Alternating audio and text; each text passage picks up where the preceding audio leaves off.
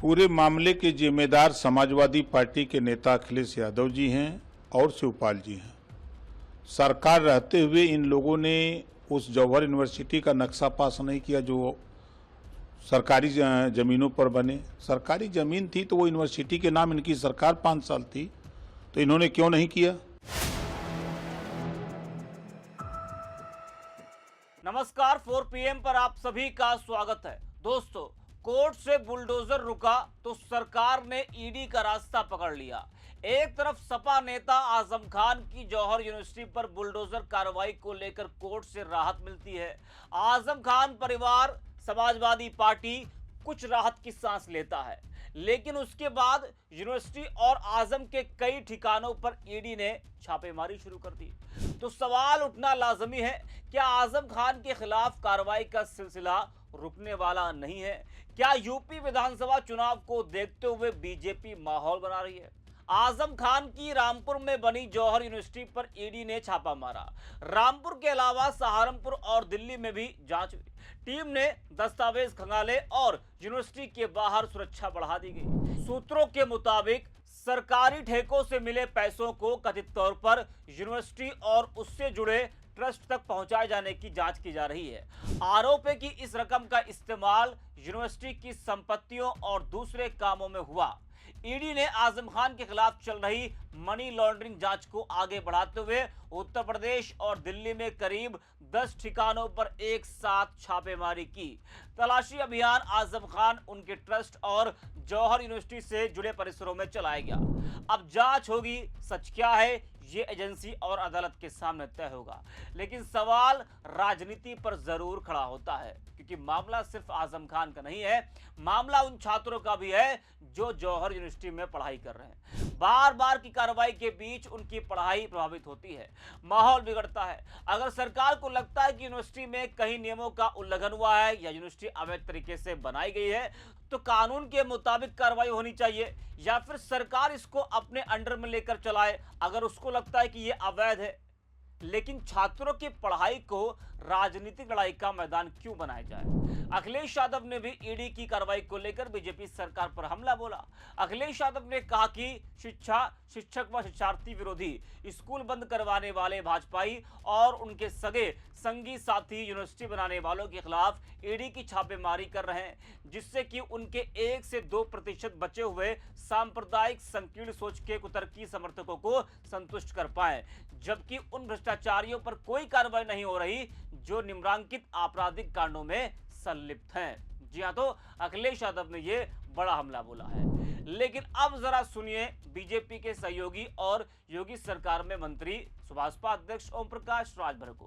राजभर जी ने इस पूरे मामले की जिम्मेदारी अखिलेश यादव और शिवपाल यादव पर डाल दी। राजभर ने कहा कि पूरे मामले के जिम्मेदार सपा नेता अखिलेश यादव और शिवपाल यादव हैं। ओम प्रकाश राजभर ने आजम खान और उनकी जौहर यूनिवर्सिटी के मामले को लेकर कहा कि इस पूरे मामले के जिम्मेदार अखिलेश यादव और शिवपाल यादव हैं। सरकार रहते हुए इन लोगों ने उस विश्वविद्यालय का नक्शा पास नहीं किया जो सरकारी जमीन पर बने। सरकारी जमीन को विश्वविद्यालय के नाम इन्होंने क्यों नहीं किया? सर, आप भी सुनिए ओम प्रकाश राजभर को। पूरे मामले के जिम्मेदार समाजवादी पार्टी के नेता अखिलेश यादव जी हैं और शिवपाल जी हैं। सरकार रहते हुए इन लोगों ने उस जौहर यूनिवर्सिटी का नक्शा पास नहीं किया जो सरकारी जमीनों पर बने। सरकारी जमीन थी तो वो यूनिवर्सिटी के नाम इनकी सरकार 5 साल थी, तो इन्होंने क्यों नहीं किया। और मजे की बात है कि ये लोग खुद चाहते हैं कि आजम खान जी को इसी तरह तंग किया जाए, परेशान किया जाए। ये सरकार में जब सपा की सरकार थी तो बहुत परेशान किए थे अखिलेश जी को, शिवपाल जी को, तो इस नाते इस तरह का खेल हो रहा है। सर, उनके ऊपर आरोप है कि जो और यूनिवर्सिटी को रकम पहुंचाई गई आजम खान को। निश्चित है कि जो रकम दी गई है उसका लेखा जोखा होना चाहिए ना।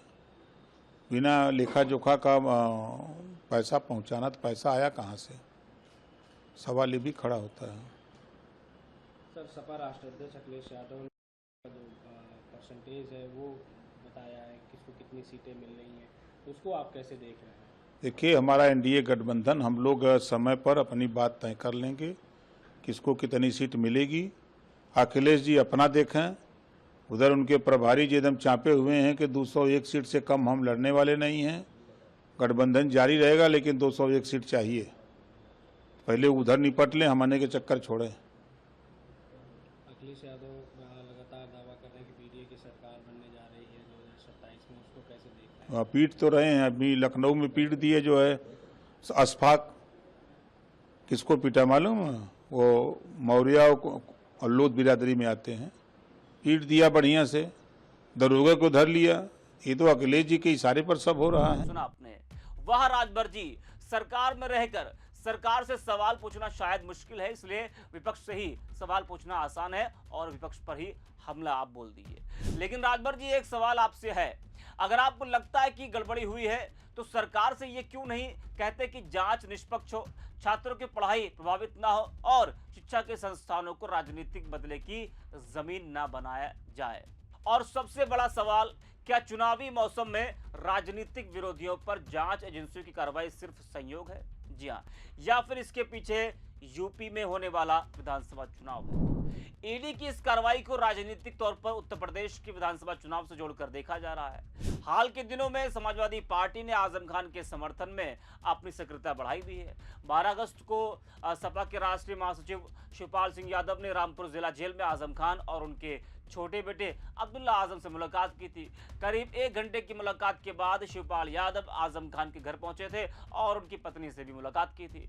इसके बाद उन्होंने आजम खान के बड़े बेटे अदीब आजम खान के साथ जौहर यूनिवर्सिटी का दौरा किया था और वहां प्रेस कॉन्फ्रेंस की थी। तो जिस तरह से सपा की सक्रियता आजम खान को लेकर बढ़ी है, वो बीजेपी से देखा नहीं जा रहा है।